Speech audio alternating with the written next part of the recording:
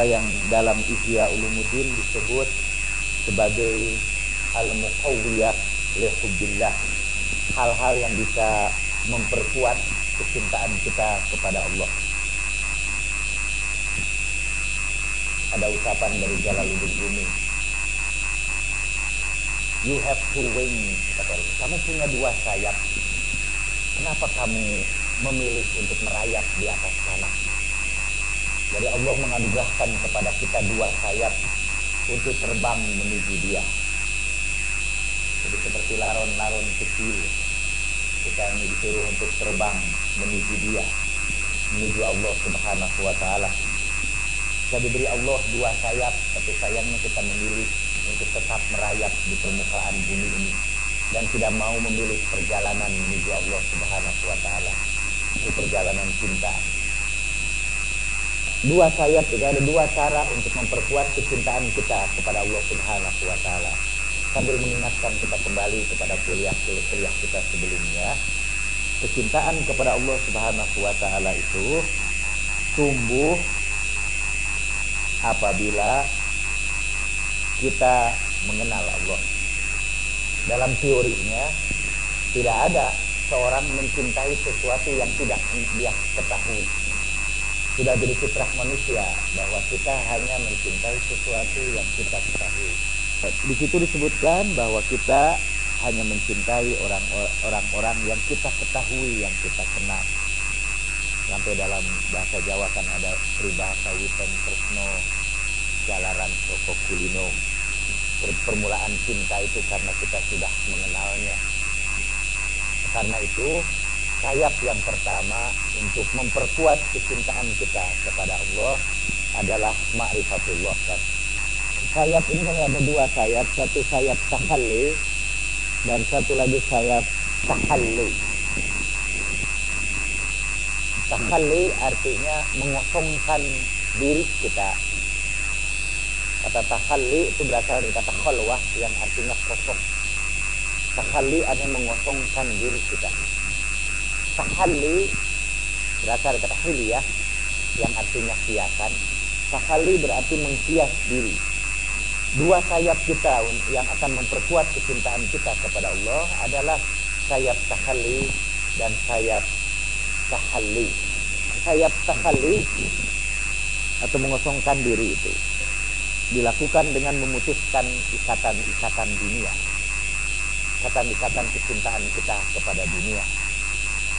Dan tahalli kita lakukan dengan memperkuat ma'rifatullah.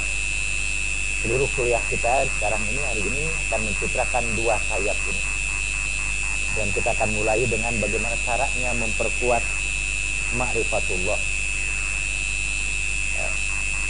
Setelah kita diberi judul Al-Muqawwiyah li Hubbillah, yang memperkuat kecintaan kita kepada Allah, karena kita berpendapat bahwa semua kita itu menyimpan kecintaan kita kepada Allah.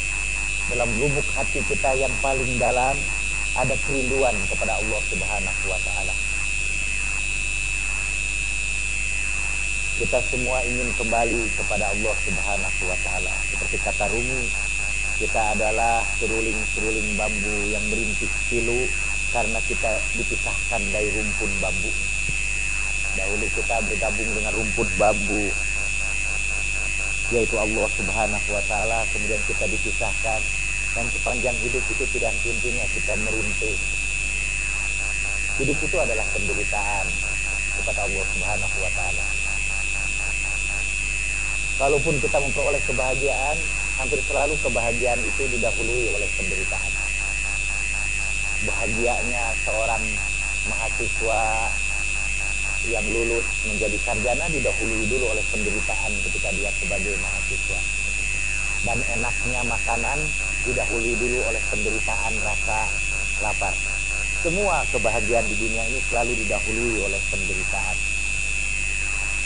Dan penderitaan itu sebetulnya, kata Jalaluddin Rumi, menyembunyikan kerinduan kita kepada Allah Subhanahu wa Ta'ala. Penderitaan itu adalah rintihan seruling yang ingin kembali kepada rumpun bambunya. Dan kita hanya bisa kembali kepada Allah melalui dua sayap itu, sayap tahalli dan sayap takhalli. Kita akan mulai dengan bagaimana caranya memperkuat ma'rifat kepada Allah Subhanahu wa taala. Ma'rifat yang sering dipahami macam-macam itu di Indonesia ini. Dalam kuliah psikologi agama yang saya selenggarakan di Matahari,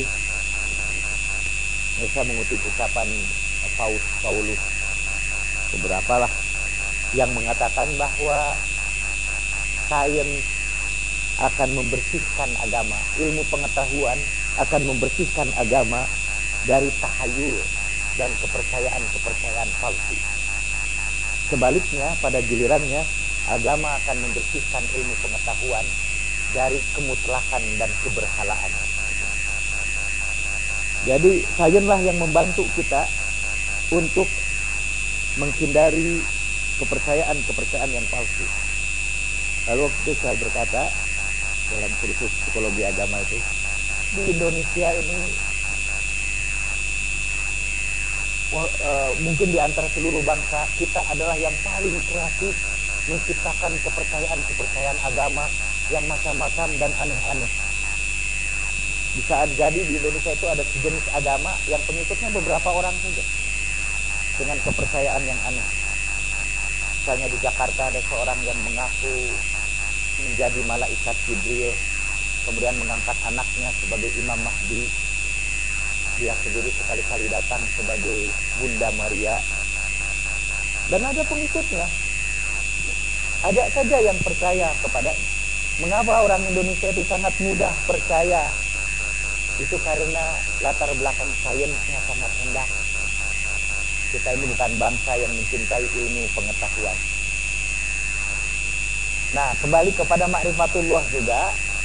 Di Indonesia itu banyak sekali aliran yang mengajarkan kita sampai kepada ma'rifatullah, bahkan dengan cara yang sesingkat-singkatnya.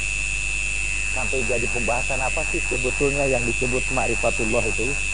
Saya banyak sekali menerima buku-buku kecil tentang ilmu ma'rifat. Dan saya lihat di dalamnya tidak ada ilmu dan tidak ada ma'rifat.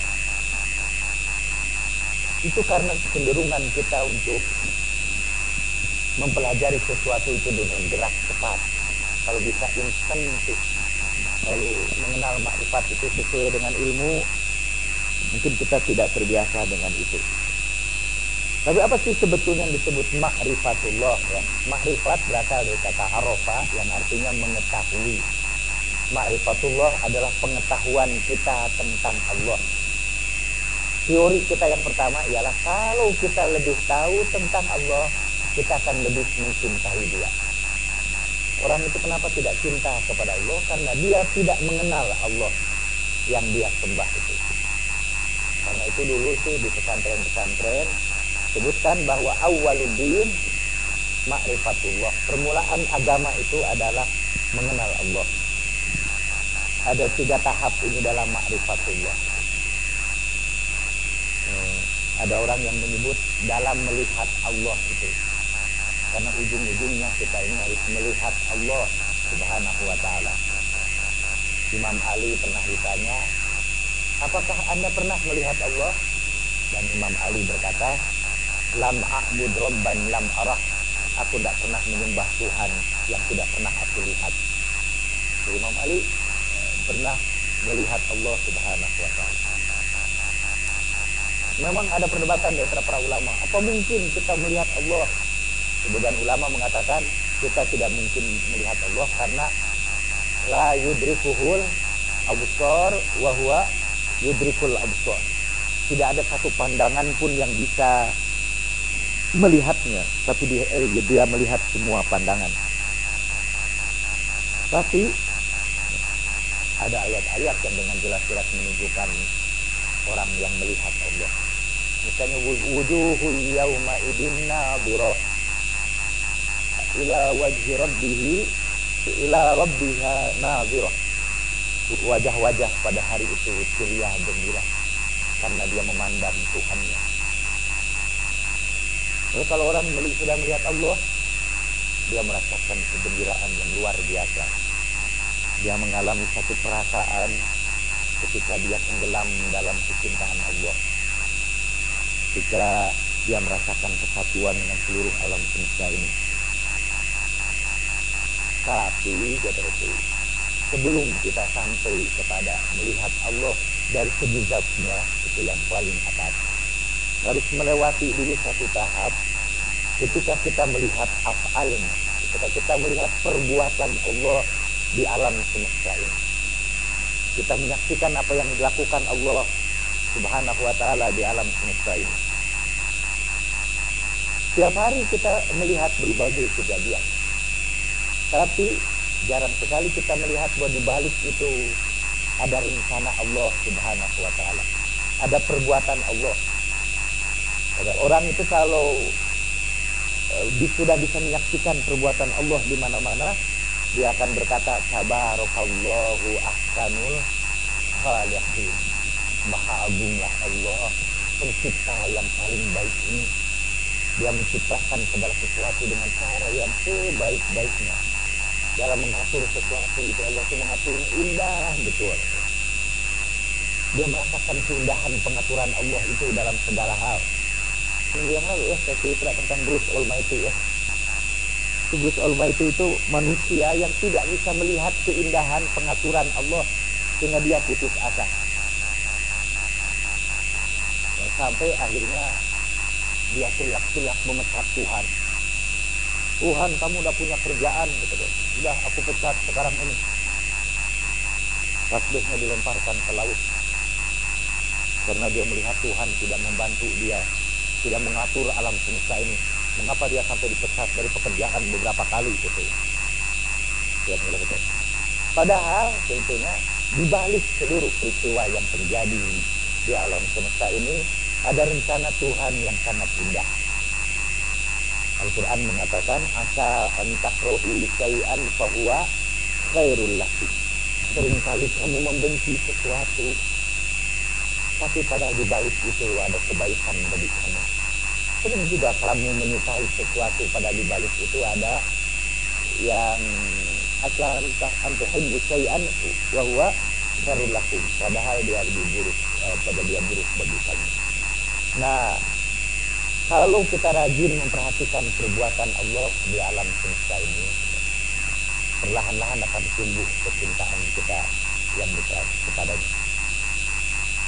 Saya ingin menjelaskan ini dari psikologi. Di kalangan para psikolog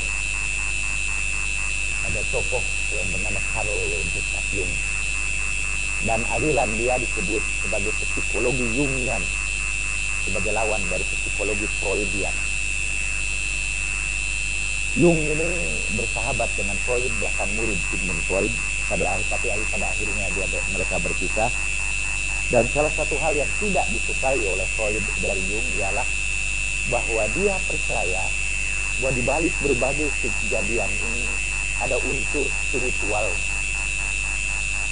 Lalu dia melahirkan satu konsep yang dia sebut synchronicity. Synchronicity itu ialah kejadian di alam ini selalu berkaitan satu sama lain. Seakan-akan ruh itu, spirit itu ingin membuktikan dirinya, bahwa aku ini ada. Jung tidak menyebut tentang Tuhan, walaupun di akhir hayatnya dia menyebut tentang Tuhan. Tidak hanya menyebut tentang spirit, tentang roh, bahwa roh itu ikut serta di dalam berbagai peristiwa kehidupan kita. Ya, sebagai bukti, waktu itu Carl Gustav Jung ngobrol dengan Sigmund Freud di ruangan buku, berbicara tentang sinkronisasi itu, tentang berbagai kejadian yang sebetulnya tidak kebetulan, tapi itu merupakan satu bagian dari perbuatan roh, kalau menurut Jung. Lagi ngobrol begitu, tiba-tiba berbincanglah itu lemari bukunya, dan kata Jung, ini satu bukti sinkronisasi. Atas dasar apa tiba-tiba lemari buku itu berguncang padahal tidak ada apa-apa? Itu katanya hanya roh ingin menunjukkan kehadirannya karena kita sedang membicarakan dia. Ya, dan itu bukan satu peristiwa yang kebetulan. Dia sebut itu sebagai synchronicity. Sekarang ini di Amerika, kalau orang-orang mau belajar kiat-kiat untuk merasakan segi-segi spiritual dari kehidupan kita, latihan pertama ialah mengumpulkan berbagai kejadian kebetulan di dalam kehidupannya, mengamati apa yang kita sebut sebagai kebetulan itu. Misalnya satu hari saya naik pesawat dari Bandung ke Jakarta itu, saya tiba-tiba ketemu seorang dokter yang sekian lama tidak pernah bertemu. Dalam obrolan ternyata dokter ini bukan tidak lagi jadi dokter seperti dulu dan tidak lagi terlibat bisnis. Dia sedang bergerak dalam dunia pendidikan. Dan konon katanya dia sedang mempersiapkan ini perjanjian kerjasama dengan Qaddafi. Akan datang uang dalam jumlah miliaran membantu lembaga pendidikan dia. Kalau ini kebetulan, dan saya kebetulan waktu itu lagi pusing mikirin duit untuk ini. Itu semuanya terjadi semacam serba kebetulan. Tapi sebetulnya sekali lagi kalau kita perhatikan berbagai kebetulan dalam hidup ini, kalau pakai bahasa kita, di situ kita akan menyaksikan perbuatan Allah Subhanahu wa Ta'ala. Ada af'al Allah yang sangat menakjubkan, yang kadang-kadang tidak kita rasakan, kita lewat begitu saja. Nah sekarang mungkin Tuhan buat bapak-bapak dan ibu-ibu untuk memperkuat cintaan kita kepada Allah. Perhatikanlah berbagai kebetulan itu, yang sekali lagi bukan kebetulan itu. Kalau kebetulan itu kan artinya by chance ya. Itu kebenaran itu. Kebenaran itu, kebenaran. Kebenaran eta teh kebenaran gitu. Dan itu adalah bagian dari af'al Allah Subhanahu wa Ta'ala, bagian dari perbuatan Allah Subhanahu wa Ta'ala. Saya mungkin bisa bikin catatan log buku saja setiap hari. Tulis aja buku kebetulan. Catat, ternyata banyak sekali peristiwa-peristiwa kebetulan yang menakjubkan. Seakan-akan seluruh alam semesta ini digerakkan untuk kita. Kita sering itu misalkan dan Yasna Iqbal yang ada di sini juga lupa katanya dia sebut sinkronis betul. Misalnya saya lagi menulis buku psikologi komunikasi psikologi agama, dan saya mogok ketika saya membicarakan interaksi antara psikologi dengan agama dalam sejarah. Psikologi pernah membenci agama, psikologi pernah bekerjasama dengan agama, maka psikologi pernah lahir dari lingkungan agama. Lalu psikologi, tapi pokoknya mogok nulis itu, saya kekurangan bahas. Dan persis pada waktu saya mau menulis sebab itu, datanglah buku itu saya dari Amerika, dan khusus buku itu membicarakan tentang interaksi agama dengan psikologi panjang sejarah. Karena saya baca buku itu dan karena buku itu tebal, sampai sekarang belum nulisnya karena harus menyelesaikan buku itu. Itu datangnya tepat pada waktunya. Itu juga sebuah coincidence, tetapi sebetulnya di situ ada perbuatan Allah Subhanahu wa Ta'ala. Ada rencana Allah di balik semua yang terjadi itu, baik maupun buruk.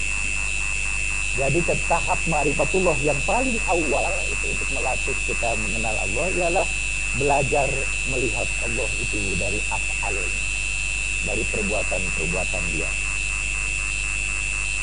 Orang-orang yang belajar tauhid itu biasa membagi tauhid juga pada tiga ini. Ada tauhid af'al, tauhid sifat, dan tauhid zat. Pada tauhid af'al dia melihat bahwa semua yang terjadi ini hanya satu yang membuatnya, yaitu Allah Subhanahu wa Ta'ala. Jadi sebuah kesatuan, apa yang terjadi di alam semesta ini semua sebuah kesatuan. Dulu Pak, Bu saya ini tidak tertarik tasawuf, sama seperti ustaz-ustaz yang lain. Kerjaan saya ialah menggeluti fikih supaya bisa membedakan mana yang sesat, mana yang tidak sesat, mana sunnah dan mana bid'ah. Itu kerjaan saya kalau ceramah, ini bid'ah, yang ada keterangannya dalam Quran dan hadis. Jadi, tapi satu saat saya kemudian tertarik dengan tasawuf, lupa lagi apa awalnya itu. Tapi begitu saya mulai tertarik tasawuf, mengalirlah berbagai buku buku-buku tasawuf. Ada orang kasih buku-buku tasawuf. Saya juga kalau pergi saya menemukan buku-buku tasawuf. Akhirnya juga saya berkenalan dengan tokoh-tokoh dalam dunia tasawuf dan mulai berbincang-bincang dengannya. Berniat sesuatu, kemudian Allah memberikan berbagai jalan. Kita harus memberikan tempat kepada Allah Subhanahu wa Ta'ala dalam berbagai peristiwa itu ya. Karena kok bisa itu diatur begitu? Dalam satu waktu saya berkunjung ke tempat anak saya. Waktu itu masih di Seattle. Saya selalu beli half price book, gitu, buku-buku yang setengah harga.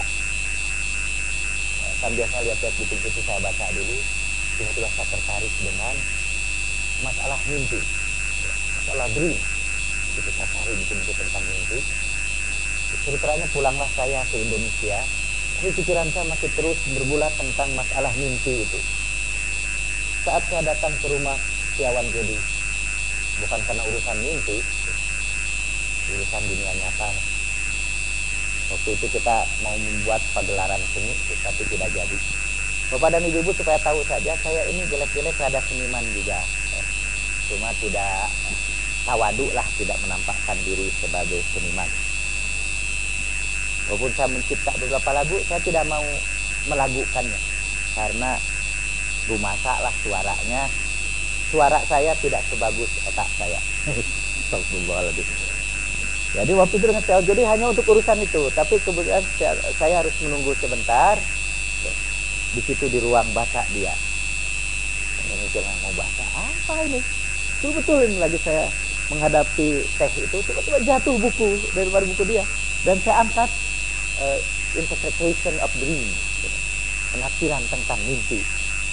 Jadi gini saya bilang, saya lagi mikir kalau ada buku tentang mimpi gitu, sambil menunggu itu jatuh gitu. Nah, saya itu mengingatkan saya kepada teori Carl Gustav Jung tentang synchronicity, kejadian yang bersifat kebetulan. Atau itu mengingatkan juga kepada tauhid af'al itu, bahwa Allah Subhanahu wa Ta'ala lah yang mengatur semuanya itu. Karena kita tidak tahu siapa yang mengaturnya, maka kita sebut itu kebetulan. Kebetulan itu kan. Tapi ternyata Pak, kalau diperhatikan Bu, kebetulan itu sering kali terjadi di dalam hidup ini. Cuma seringkali itu lolos dari perhatian kita. Jadi kita sekarang belajar memperhatikan perbuatan Allah itu dari segi af'alnya di alam semesta ini. Oke. Itu mengenal Allah itu misalnya kita mencoba mengamati pertolongan Dia dalam hidup ini. Untuk melihat perbuatan-perbuatan Allah di dalam kehidupan dia. Rasulullah Shallallahu Alaihi Wasallam juga setelah beliau diangkat sebagai Rasul melalui berbagai banyak derita, setelah Allah menunjukkan beliau, jangan mengira bahwa Rasulullah itu hidup sangat tentram dan bahagia kan? Karena ada orang begini, ada orang berpendapat begini. Untuk apa sih belajar tasawuf? Supaya hati kita tentram. Sudah kalau dia belajar tasawuf di Miskat ini, kok hati saya tidak tentram-tentram, malah tambah gelisah sekarang ini. Saya takut ibadah saya tidak diterima Allah Subhanahu wa Ta'ala. Kadang-kadang saya mendengar ucapan padahal yang membingungkan saya. Tasawuf tidak menenteramkan. Saya ingin memberitahukan bahwa agama juga tasawuf tidak mengajarkan kepada kita ikutilah ajaranku dan kamu jadi tentram. Tidak. Bahkan kepada Rasulullah Shallallahu Alaihi Wasallam, itu manusia yang paling suci di dunia, Tuhan berkata kepada Rasulullah, "Fala'allaka baqi'un nafsaka 'ala atharihim illam yu'minu bihadzal hadithi asafa," dalam surat Kahfi. Fala'allaka baqi'un nafsaka, hampir-hampir engkau Muhammad putus asa, menyesal, menderita, sedih yang luar biasa karena kaum kamu tidak mau mengikuti kamu. Kalau anda tabahin nafsaka ala asarihim illam yu'minu bihadzal hadithi asafa, karena mereka tidak mau beriman kepada berita yang kamu bawa itu. Rasulullah juga sering menderita di dalam ini, cuma kemudian Allah legakan dada. Dan pada saat ketika Allah meletakkan dada Rasulullah, derajatnya, memuliakan namanya, Allah kemudian mengingatkan Rasulullah tentang af'al Allah di dalam kehidupan Rasulullah. Itu seperti disebutkan dalam wadduha.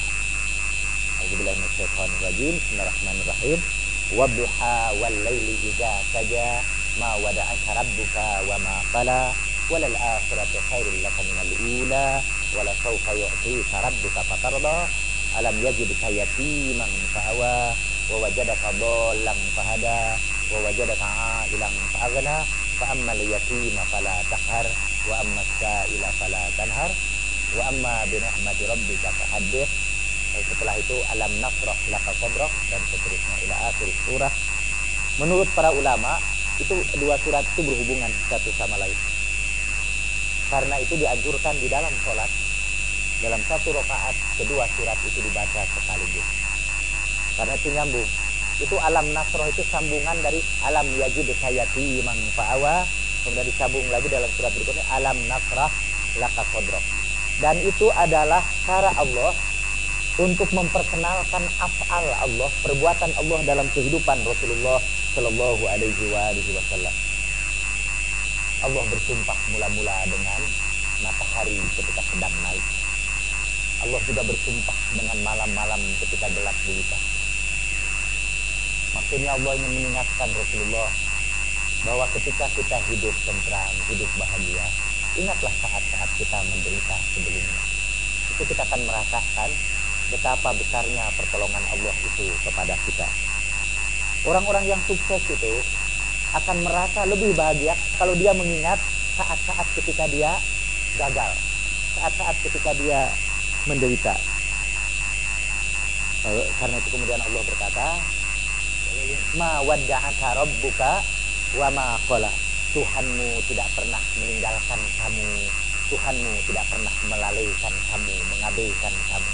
Ma wadda'aka rabbuka wa ma qala. Sepanjang hidup ini Tuhan tidak pernah meninggalkan kamu, selalu menyertai kamu dan tidak pernah mengabaikan kamu. Ma wadda'aka rabbuka wa ma qala. Walal akhiratu khairul laka minal ula. Dan yang terakhir itu selalu lebih baik daripada yang permulaannya. Jadi maksudnya Allah membawa Rasulullah itu kepada akhir yang lebih baik. Alam yajidka yatiman fa'awa. Bukankah Allah dapatkan kamu dulu dalam keadaan yatim, lalu Allah lindungi kamu. Perlindungan Allah kepada Rasulullah diingatkan. Wa wajadaka dhallan fahada. Bukankah Allah dapatkan kamu dalam keadaan bingung, lalu Allah tunjuki kamu. Wa wajadaka ailan fa'aghna. Allah dapati kamu dalam keadaan miskin, lalu Allah kayakan kamu. Fa ammal yatima fala taqhar wa ammas sa'ila fala tanhar. Karena itu sekarang janganlah engkau mengabaikan anak-anak yatim. Janganlah engkau membentak orang-orang yang memohonkan pertolongan kepadamu. Karena sebagaimana Allah sudah melindungi kamu dulu ketika kamu yatim, hendaklah kamu juga melindungi orang lain. Sebagaimana Allah sudah mencukupkan kamu dari kemiskinan kamu, maka sekarang cukupkanlah keperluan orang-orang miskin di sekitar kamu dan jangan bentak mereka. Wa amma bi ni'mati rabbika fahaddits. Ceritakanlah ini tentang anugerah-anugerah Tuhanmu kepada kamu itu. Setelah itu kemudian Allah berkata, bukankah telah kami legakan dadamu? Aku sudah lepaskan dari kamu bebanmu yang menghimpit punggungmu. Alladzi anqadha dhahrak. Anqadha sebenarnya dalam bahasa Arab aslinya itu yang memecah, mengurai. Jadi bukankah aku sudah melepaskan bebanmu yang meremuk rendamkan punggungmu? Wa rafa'na laka dzikrak. Kami angkat sebutan kamu sehingga kamu menjadi manusia mulia yang dikenang di seluruh alam semesta. Wa rafa'na laka dzikrak. Kemudian Allah mengingatkan, fa inna ma'al usri yusra wa inna ma'al usri yusra. Sesungguhnya beserta kesulitan itu ada kesenangannya. Kita harus ingat bahwa di tengah-tengah kesulitan itu ada kemudahannya. Di tengah-tengah penderitaan itu selalu ada kesenangannya. Setiap kali kita menderita, Tuhan sertakan juga bersama penderitaan kita itu kesenangannya. Cuma sayangnya itu yang senangnya lolos dari perhatian kita. Yang kita perhatikan, yang kita catat kalau punya buku itu deritanya aja. Seperti buku hariannya anak-anak gadis sekarang ini. Yang di Citra derita aja. Dilukisnya juga tanda tangannya pakai air mata, tetes-tetes ya. Padahal tidak, di tengah-tengah derita itu sebetulnya ada banyak juga kebahagiaan. Fa inna ma'al usri yusra wa inna ma'al usri yusra. Fa idza faragta fansab wa ila rabbika faragab. Saya sebutkan untuk mengenal af'al itu sama surat Wadduha itu, kenalah pertolongan Allah dalam hidup kita. Coba identifikasi bagaimana Allah melindungi kita, memberi peringatan kepada kita kalau kita keliru, mengajari kita, membimbing kita, sudah tentunya memberikan anugerah kepada kita. Wa idza maridtu fahuwa yashfin, dan kalau aku sakit, dialah yang menyembuhkan aku. Jadi tidak henti-hentinya kan Tuhan dalam perjalanan hidup kita ini berkhidmat kepada kita. Itu Ibn Arabi, salah seorang tokoh sufi, pernah dikutuk oleh para ulama karena dianggap sesat. Apa buktinya bahwa dia sesat? Dia pernah menulis puisi. Tuhan, sebelum aku berkhidmat kepadamu, engkau sudah berkhidmat kepadaku. Sebelum aku mengabdi kepadamu, pakai kata a'buduk, sebelum aku mengabdi kepadamu, engkau sudah mengabdi kepadaku lebih dahulu. Itu kok musyrik itu, kata Ibn Arabi. Masa Tuhan mengabdi kepada dia? Kan? Kita akan sangat sensitif itu kalau yang musyrik-musyrik itu. Boro-boro Tuhan itu mengabdi kepada dia. Kita padamu negeri kami mengabdi aja udah dianggap musyrik itu. Lagu padamu negeri kami mengabdi. Saya dulu ada kawan saya itu, nggak mau tuh nyanyi itu, musyrik katanya itu sudah lagu. Jadi dia ubah itu, kalau lagu harus lagu bersama-sama, padamu negeri, dia ganti padamu Tuhan kami mengabdi, cuma Tuhannya perlahan-lahan, jadi tidak kedengaran. Saya bilang itu perlahan-lahan nyebutnya itu udah musyrik juga, berarti lebih takut itu daripada Tuhan sendiri, sampai Tuhannya disembunyikan. Nah, itu karena keliru aja memahami mengabdi. Padahal kata Ibn Arabi, Tuhan betul-betul mengabdi kepada kita. Bahkan sebelum kita bisa mengabdi kepadanya. Hal ata alal insani hin min dahri lam yakun syai'an mazkura.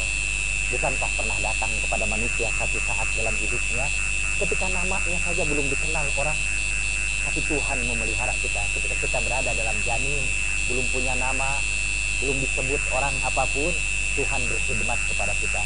Tuhan tempatkan kita fi qararin makin, pada sebuah tempat yang kokoh, yang sampai sekarang kedokteran sangat sulit untuk meniru tempat yang sesempurna seperti tempat rahim itu, dengan pengaturan temperatur yang sangat menakjubkan, dengan kiriman makanan yang terus-menerus. Itu kan bayi dalam rahim itu tenggelam itu di dalam air kan tidak mati ya. Nanti kalau sudah lahir ke dunia, masukkan lagi ke rahim itu mati itu. Jadi Tuhan berkhidmat kepadanya itu setiap saat. Jadi kita kenalah perkhidmatan Allah kepada kita itu untuk mengenal af'al. Yang kedua, kalau kita sudah mengenal af'al, kita mencoba mengenal sifat-sifat Allah. Sifat-sifat Allah itu diungkapkan dalam namanya. Salah satu di antara sifat Allah yang paling dominan di antara sifat-sifat yang lain. Sekarang ini setiap manusia di antara kita ini kan gabungan dari berbagai macam sifat. Tapi setiap orang punya sifat yang dominannya. Pada Abu Ali itu punya beberapa sifat. Pintar ada, Ustaz Abu Ali itu juga pinternya ada. Ramahnya ada, Ustaz Abu Ali. Suaranya yang bagus ada. Tawadunya, rendah hatinya ada. Suka mengalah pada Abu Ali. Tapi perjuangannya untuk membela kebenaran ada. Tapi di antara semua itu yang dominan pada Ustaz Abu Ali itu ialah sifat mengalah, sifat tawadunya. Yang kemarin saya hampir bertengkar dengan Ustaz Abu Ali karena tanahnya dirampas orang lain, dia mengalah aja, dia mau ribut.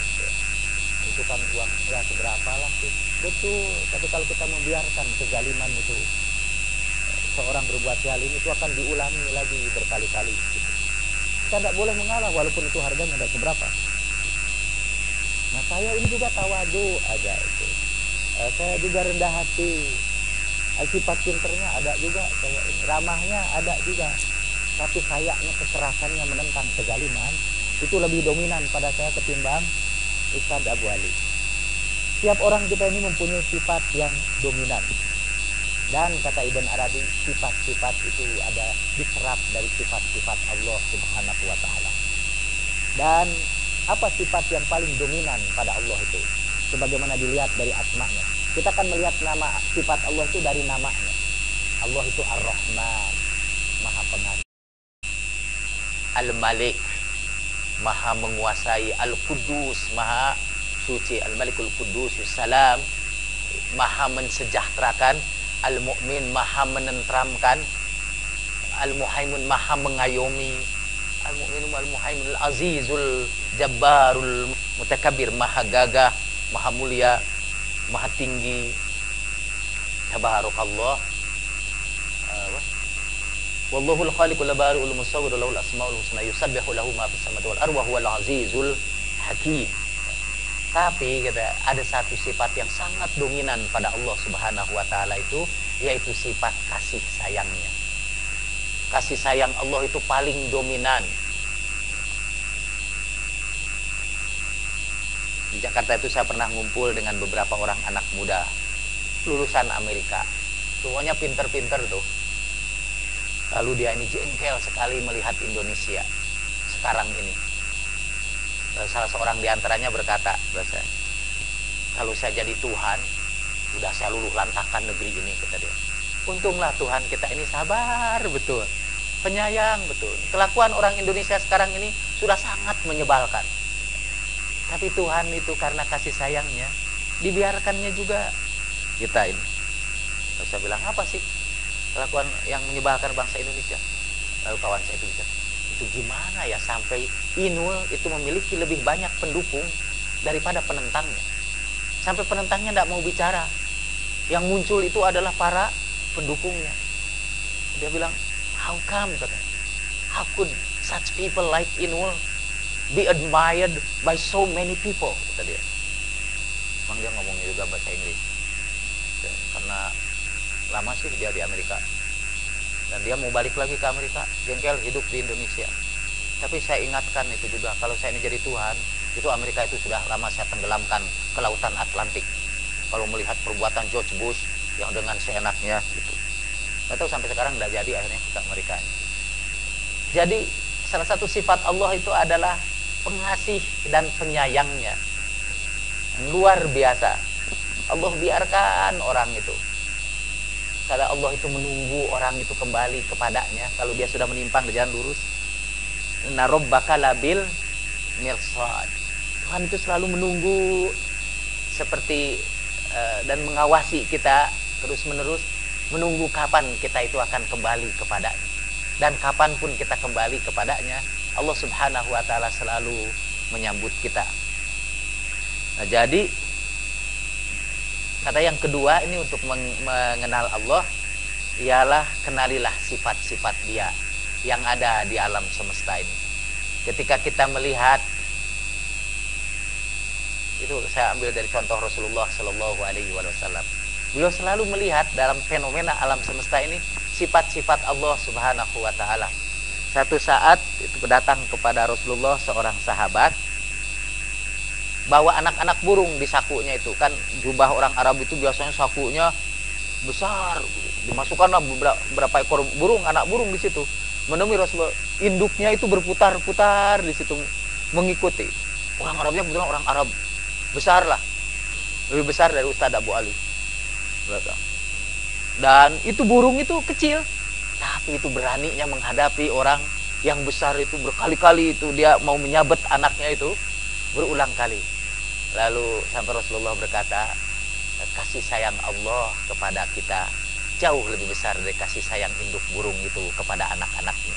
Jadi dalam kejadian itu yang Rasulullah lihat adalah sifat kasih sayang Allah Subhanahu wa Ta'ala. Ketika seorang ibu dalam satu medan pertempuran panik kemudian meninggalkan peperangan itu, dia ingat lagi bahwa anaknya berada di tengah-tengah itu, ketinggalan. Dia balik lagi ke tempat pertempuran itu, dia bawa anaknya sampai di satu tempat. Waktu itu matahari sudah condong ke barat, jadi cahayanya masih tetap panas. Lalu si ibu itu mengambil anak itu dan menyusukannya. sebelum menyusukan, si ibu itu meletakkan posisi tubuhnya dengan menghadapkan punggungnya ke arah matahari yang panas itu, supaya anaknya tidak kena cahaya matahari. Rasulullah kata menangis menyaksikan kasih sayang si ibu itu.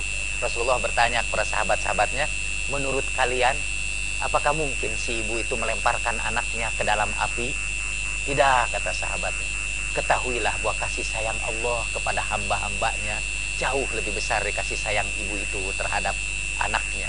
Situ Rasulullah juga melihat kasih sayang Allah. Di mana-mana Rasulullah lihat kasih sayang Allah. Sampai ia sendiri dianggap sebagai bagian dari kasih sayang Allah untuk seluruh alam semesta ini. Kasih sayang itu dalam bahasa Arabnya rahmah. Rahmah itu berasal dari kata rohima, artinya menyayangi. Dan Rasulullah diturunkan ke dunia ini untuk menjadi rahmah bagi seluruh alam semesta. Wa ma arsalnaka illa rahmatan lil alamin. Dia adalah manusia yang paling sempurna mewujudkan kasih sayang Allah di dalam dirinya. Dalam perjalanan tasawuf, kata, supaya kita sampai kepada zat Allah ini, supaya sampai melihat zat Allah, yang insya Allah tidak akan sampai kita bicarakan sekarang. Sebelum sampai melihat kepada zat Allah, yang harus kita lakukan adalah setelah kita menyaksikan sifat-sifat Allah di alam semesta ini, kita menyerap sifat-sifat itu. Kita berakhlak dengan akhlak Allah. Jadi kalau Allah itu maha penyayang, maka kita pun harus wujudkan kasih sayang kita. Kalau Allah itu menyayangi baik yang mencintainya maupun yang membencinya, kita pun harus belajar mencintai orang-orang yang mencintai kita dan yang membenci kita. Kalau belajar mencintai orang yang mencintai kita, kayaknya tidak sulit sih. Tapi yang sulit ialah belajar mencintai orang-orang yang membenci kita. Dan itu adalah sifat Allah Subhanahu wa taala. Rahmaniyah Allah ialah Allah menyayangi baik orang yang maksiat kepadanya maupun yang taat kepadanya. Itu sifat-sifat. Jadi menyerap sifat-sifat Allah itu dalam diri kita. Gimana kata menyerap sifat Allah itu di dalam diri kita? Satu, itu cara yang paling mudah, ialah melazimkan atau mendawamkan asma yang berkaitan dengan sifat-sifat yang ingin kita serap. Kalau kita ini orang yang pemarah, benci, suka menyimpan dendam, maka katanya jadikanlah wirid itu ya Rahmanu ya Rahim, wahai yang paling kasih dan paling sayang, atau ya Ghafuru ya Rahim, wahai yang maha pengampun. Itu jadi zikir kita. Salah satu caranya ialah mengulang-ulang nama Allah itu terus menerus, sehingga dia jadi bagian dari kepribadian kita. Cara yang lebih sulit ialah mencoba mempraktekkan sifat-sifat itu dalam kehidupan kita sehari-hari. Ada cara yang lebih gampang lagi katanya, supaya sifat itu nempel dengan sendirinya. Ini didasarkan kepada satu prinsip. Kalau kita dekat dengan sesuatu, kita akan kena sifat-sifat sesuatu itu. Kalau kita dekat dengan api, berdekatan aja dengan api. Api itu panas, lama-lama tubuh kita juga dikenai sifat api. Kita juga jadi panas.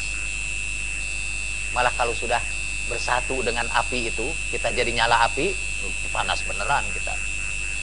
Kemudian kalau kita berdekatan dengan salju kan, kita juga jadi dingin. Kita ketularan sifat dari sesuatu yang kita dekati. Kalau kita selalu berdekatan dengan orang soleh, insya Allah jadi ketularan juga sifat-sifat soleh itu. Kita berdekatan dengan orang kaya, kebagian juga kekayaannya, kecipratan juga. Ya. Ada sifat-sifat kayanya juga yang menempel pada kita. Dan begitu sebaliknya, sampai Rasulullah Shallallahu Alaihi Wasallam bersabda, pilihlah orang teman bergaul kamu, kata Rasulullah. Karena kalau kamu bergaul dengan orang-orang baik-baik, sama seperti kamu berdekatan dengan pedagang minyak wangi. Kalau kamu lewat, orang mencium harum kamu. Kalau itu harum dari dari tukang minyak wangi. Kalau kamu bersahabat dengan orang buruk, kata Rasulullah, sama seperti kamu berdekatan dengan tukang pandai besi. Kalau kamu tidak kena apinya, paling tidak kamu kena asapnya. Begitu kata Rasulullah Shallallahu Alaihi Wasallam. Jadi, supaya kita diserap oleh sifat-sifat Allah Subhanahu Wa Taala dengan sendirinya, gitu, tiba-tiba nempellah sifat Allah itu kepada dirinya, kita harus mendekati Allah Subhanahu Wa Taala. Sehingga mungkin pertanyaan kita, apa cara kita untuk mendekati Allah Subhanahu Wa Taala? Caranya ialah dekatilah tempat-tempat yang didekati Allah Subhanahu Wa Taala. Kalau saya bicara dekat atau jauh, itu dalam posisi kita sebagai manusia dengan Allah Subhanahu Wa Taala. Karena Allah sih tidak terikat oleh tempat, tidak terikat oleh ruang dan waktu. Kita bicarakan dalam hubungan kita dengan Allah Subhanahu Wa Taala. Jadi misalnya Allah itu dekat dengan orang-orang yang teraniaya, dengan orang-orang yang hancur hatinya. Ketika Nabi Musa alaihissalam bertanya, ya Allah, di mana bisa kami temui engkau lagi? Lalu Allah berfirman kepada Musa, indal munkasirati qulubuhum, dekatilah aku di tengah-tengah orang yang hancur hatinya. Jadi kalau mau dekat dengan Allah, mau menyerap sifat-sifat kasih sayang Dia misalnya, dekatilah orang-orang yang menderita, orang yang miskin, orang yang teraniaya, orang-orang yang hancur hatinya. Lalu Allah juga sangat mencintai Rasulullah Sallallahu Alaihi Wasallam. Jadi dekatilah Rasulullah Sallallahu Alaihi Wasallam supaya kita ketularan sifat-sifat Rasulullah yang sudah jelas dipenuhi oleh sifat-sifat Allah Subhanahu Wa Taala. Pada diri Rasulullah sebagai insan kamil, seluruh sifat Allah itu mengejawantah di dalam dirinya. Saya sebetulnya tidak ngerti siapa arti mengejawantah itu. Ini supaya mencari kata-kata yang kira-kira tidak dipersoalkan aja. Jadi pada diri Rasulullah itulah mengejawantah seluruh sifat-sifat Allah Subhanahu Wa Taala. Dan katakan satu saat ketika seluruh sifat Allah itu sudah mengejawantah di dalam diri kita, kita akan diberi anugerah untuk menyaksikan Allah Subhanahu Wa Taala, untuk berjumpa dengan Dia. Dan kita sekarang sampai kepada melihat zatnya. Sayap yang kedua kan, putuskan ikatan-ikatan kita dengan dunia. Putuskan kecintaan kita kepada dunia. Tidak akan bisa kita mencintai Allah dengan sungguh-sungguh selama kecintaan kepada dunia itu masih berkuasa di dalam diri kita. Dan Al-Ghazali itu menyebutkan 4 hal sih untuk memutuskan ikatan ya dengan dunia itu. Satu diantaranya zuhud. Dan zuhud itu bukan artinya hidup miskin. Saya harus menerjemahkan zuhud dengan beberapa bukan sekarang ini. Zuhud bukan hidup miskin. Zuhud bukan pakai pakaian compang-camping. Zuhud bukan makan yang sederhana. Zuhud bukan menyengsarakan diri, ya, menyiksa diri. Sampai ada kisah tasawuf yang menurut saya pasti bohong itu. Kata salah satu keistimewaan Al-Halaj, dan pakaiannya itu sangat sederhana dan tidak pernah dicuci-cuci. Jadi sehingga ketika pakaiannya dibuka waktu dia meninggal dunia, pakaiannya itu sudah jadi kebun binatang. Jadi banyak sekali binatang-binatang kecil, serangga hidup di situ. Itu katanya lambang zuhud, itu lambang kegilaan. Zuhud, kata Imam Ali, itu tergambar di dalam ayat suci Al-Quran, likaila ta'sau bima fatakum alama fatakum wala tafrahu bima atakum. Kata Imam Ali, zuhud itu terkandung dalam ayat ini, yang artinya supaya kamu janganlah putus asa karena harta yang hilang dari kamu, dan juga tidak bergembira karena kedatangan harta kepada kamu. Jadi kalau harta datang dia tidak gembira, harta pergi dia juga tidak sedih, karena kegembiraan dan kesedihannya tidak terletak pada materi. Jadi yang disebut zuhud ialah orang yang meletakkan kebahagiaan bukan pada materi. Jadi kalau ada makanan dia tidak bahagia, tidak ada makanan juga dia tidak menderita, biasa-biasa saja. Itu orang yang zuhud. Kebahagiaannya tidak ditentukan oleh apa yang diperolehnya, dan kesedihannya tidak ditentukan oleh apa yang hilang dari dirinya. Bisa jadi ada orang punya mobil ya, tapi dia zuhud karena mobilnya hilang, dia tidak sedih. mobilnya datang lagi juga enggak begitu gembira, biasa-biasa saja. Kebahagiaannya sih bukan di situ. Tapi bisa jadi ada orang miskin yang tidak zuhud, karena baru dia temukan bahwa air kopinya sudah diminum orang, dia marah-marah sepanjang hari.